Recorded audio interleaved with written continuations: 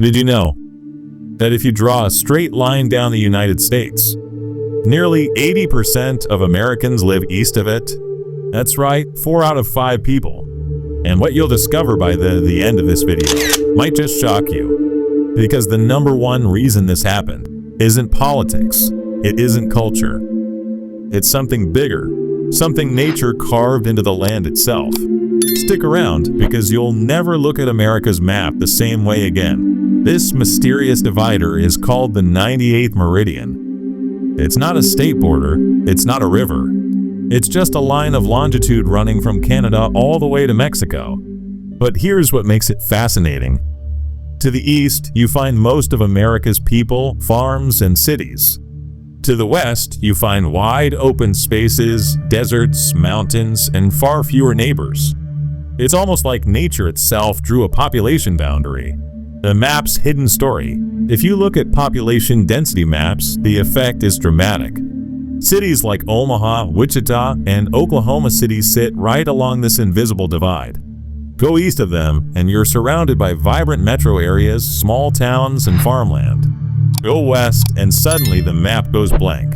Except for a few big names like Los Angeles, San Francisco, Denver, and Seattle, it's mostly empty land.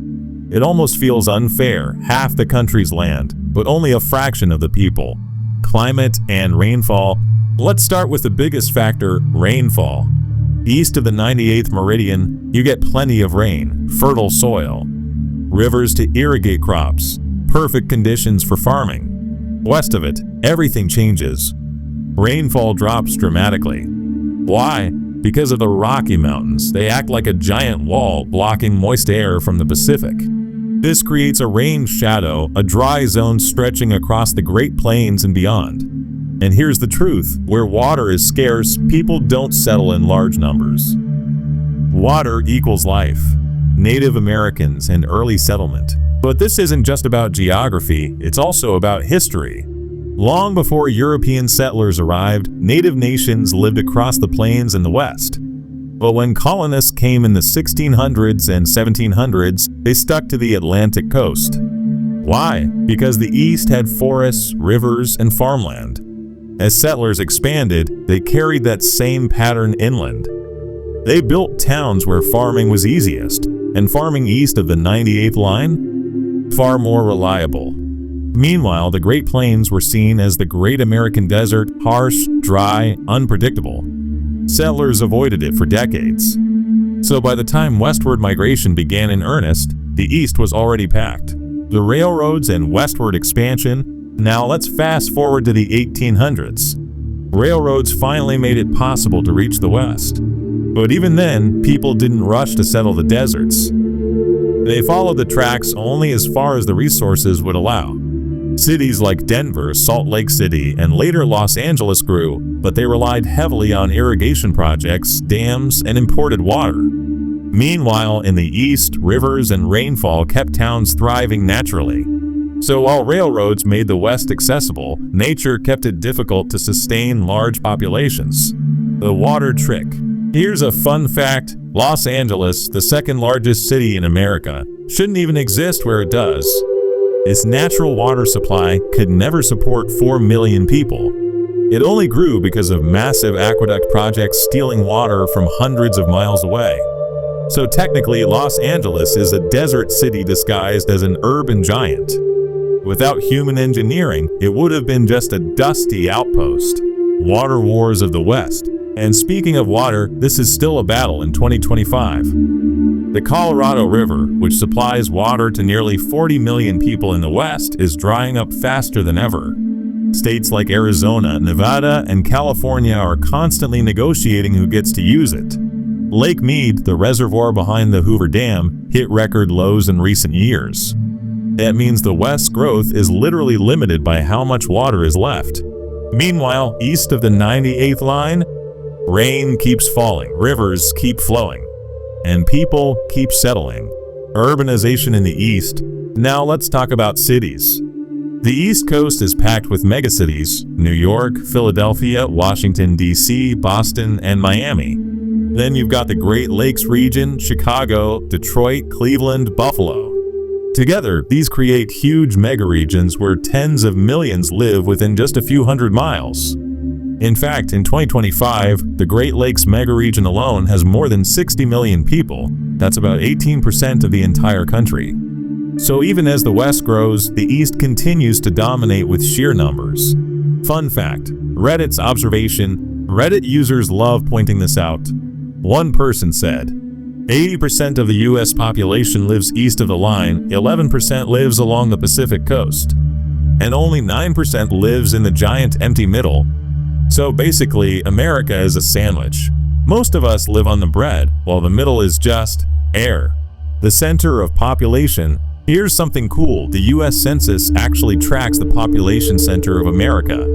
If you put the country on a giant pin, balancing everyone's weight equally, that point is currently near Plato, Missouri. And fun twist, it's on a cattle farm. So if you visit the population's heart, you'll likely be greeted by cows. The center slowly drifts west each decade, but not fast enough to even things out. Modern Migration 2025 update. In 2025, the fastest growing regions are the Texas Triangle, Dallas, Houston, San Antonio, and the Florida Corridor. Texas now has nearly 30 million residents, and Florida is topping 22 million. But even these booming states are still east of the 98th meridian. So while growth shifts south and west, it's not enough to redraw the balance. Climate change pressure. Now add climate change to the mix. The West is heating up, drying out, and suffering from more wildfires and droughts. Meanwhile, the East, though hit with hurricanes and flooding, still has more water and resources. That means in the future, even more Americans may choose to stay east of the line, where survival is just a little easier. So the 80-by-20 split could actually become even more extreme. Fun facts lightning round. Let's hit a few rapid-fire fun facts. The median center of population is in Indiana, meaning half the people live east, half west. But density is still heavier in the east. The US east of the line includes about 2/3 of all farmland, thanks to rain-fed agriculture. The West relies on irrigation for nearly everything. Without it, crops would vanish. If California were its own country, it would rank as the 5th largest economy in the world, but it still only has 12% of America's population. And here's a wild one: if the Mississippi River ever dried up, nearly 100 million Americans would lose their water supply, most of them east of the line. Why it matters. So why does this invisible line matter? Because it explains everything from politics, to economics, to culture. Eastern states hold more people, which means more electoral college votes, more representatives in Congress, and more influence in elections. It's why presidential candidates spend so much time in places like Pennsylvania, Ohio, and Florida, because that's where the voters are. Meanwhile, the vast western states may be huge in size, but small in people. Recap? Okay, time for a quick recap. Why do 80% of Americans live east of the 98th meridian? 1. Rainfall and fertile soil made settlement easier. 2. The Rockies' rain shadow made the West dry and difficult. 3. Early settlers built their lives where resources were abundant on the East Coast and Midwest. 4. Water scarcity continues to limit Western growth. 5. Cities and megaregions keep the East densely populated even today. Geography, history, and climate, not just chance. And here's the shocking truth. Even after 2 centuries of westward migration, high-tech cities, and booming economies, 4 out of 5 Americans still live east of a line you can't even see on the ground. So next time someone mentions East Coast bias, remember, this isn't bias. It's geography, it's nature, and it's the hidden forces that shape the US population. Thanks for watching. Make sure to like, subscribe, and share if this blew your mind. Because trust me, after today, you'll never look at America's map the same way again. Even after 2 centuries of westward migration, high-tech cities, and booming economies, 4 out of 5 Americans still live east of a line you can't even see on the ground. So next time someone mentions East Coast bias, remember, this isn't bias. It's geography, it's nature, and it's the hidden forces that shape the US population. Thanks for watching. Make sure to like, subscribe, and share if this blew your mind. Because trust me, after today, you'll never look at America's map the same way again.